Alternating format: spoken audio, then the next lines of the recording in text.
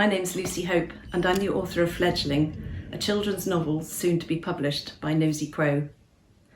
Fledgling tells the story of 12-year-old Cassie Engel, who lives in a strange house perched high on a rock overlooking the Bavarian forest in Bavaria. She lives with her opera singer mother, strange taxidermist father, and gravely ill grandma. One day, during a thunderstorm in the winter of 1900, a cherub is blown into Cassie's bedroom, triggering a series of terrifying events. Soon, grim forces are gathering, and Cassie has to summon the courage to fight for everything she has ever known and loved.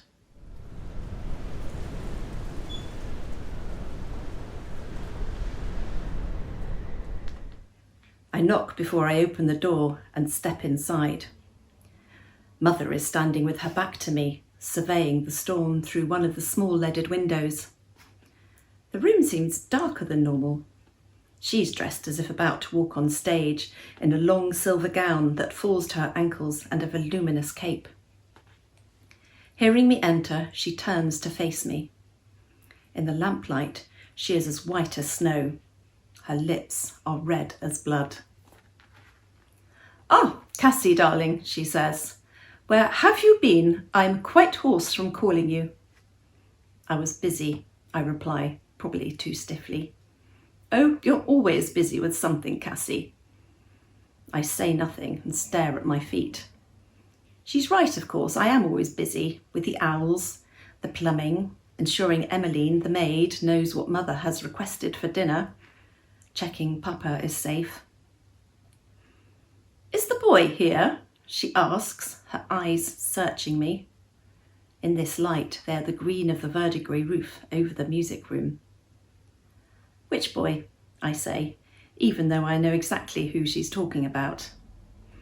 "Oh, you know, the boy from the village." I look up at her. Should I deny he's here? "Oh, don't play the innocent with me, Cassie. I've heard the two of you crashing about downstairs. His name's Raphael, Mother, and he's my friend." The remains of a crystal glass lie in smithereens at the base of the music stand.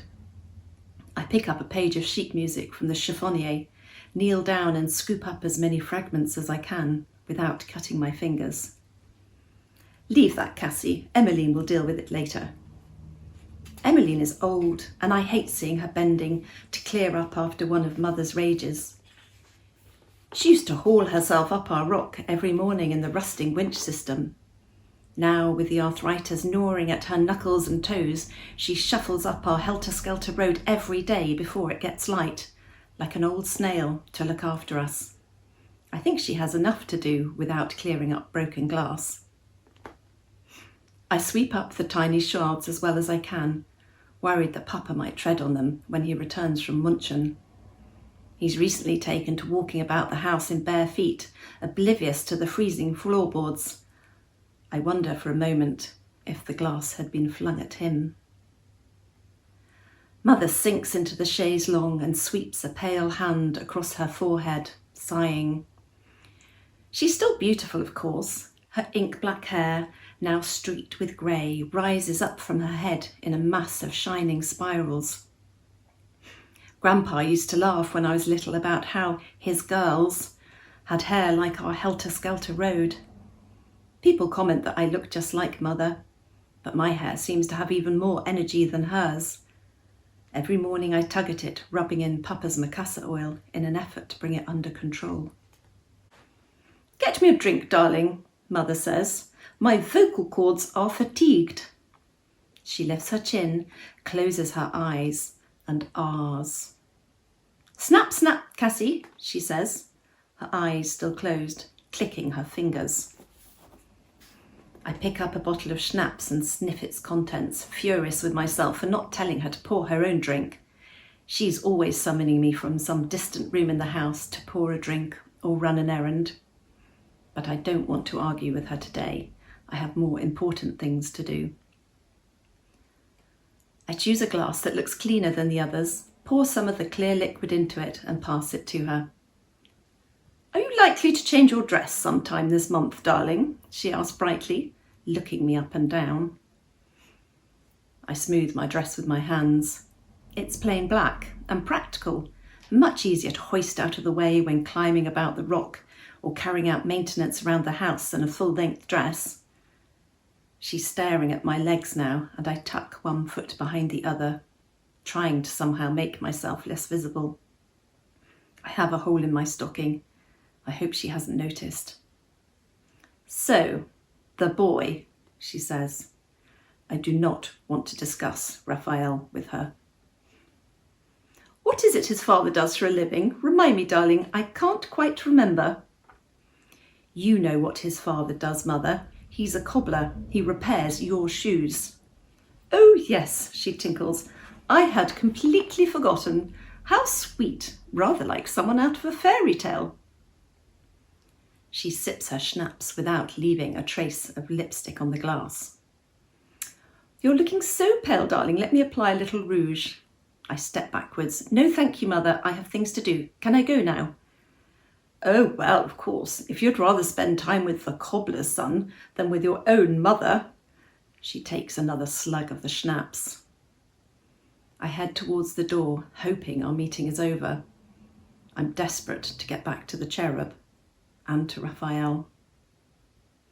Oh, and one other thing. My heart sinks. What now?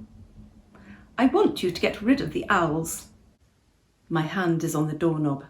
I grip it hard and take a deep breath before turning to face her. I'm not getting rid of the owls, I say, my heart suddenly thudding. What would she expect me to do with them? Sell them? Throw them down the rock? She knows how important they are to me. The owls are better listeners than Mother will ever be, and they don't criticise the state of my stockings. And then there was Grandpa's dying instruction that they should be preserved at all costs. He was quite insistent. Whatever happens to the family, he'd said, anything can be sold off, but not the owls. Promise me that, Cassie. Of course I'd promised. I didn't ask him why this was so important to him because he died shortly afterwards. But I kept my promise, and now they're a part of me, a part of my daily life. I don't think I could ever get rid of them. If you don't, darling, then I will, and they'll end up somewhere much nicer if you deal with them. The schnapps is already taking effect, making her voice drawl slightly. You know I can't, I hiss, trying to control the panic in my voice. I'm afraid you're going to have to, Cassie, she says, rising from the chaise longue. She's almost a head taller than me. Your father is taking up too much space in here. She gestures towards a small pile of boxes under one of the windows. I can't bear it any longer. The owlery will be his room, where he can spread his things about willy-nilly for all I care. It's my house, remember, Cassie. I can't do it, I say, and Grandma won't allow it either. You know that. I stand, feeling not tall enough, and face her. Well, Grandma's hardly going to argue, is she? What with that ghastly contraption, huffing and puffing day and night. I suspect the owls are at the bottom of her list of priorities just now. I won't do it, I mutter as I stomp out of the room, forgetting Mother has the hearing of a bat. Oh, yes, you will, Cassie, she shouts after me.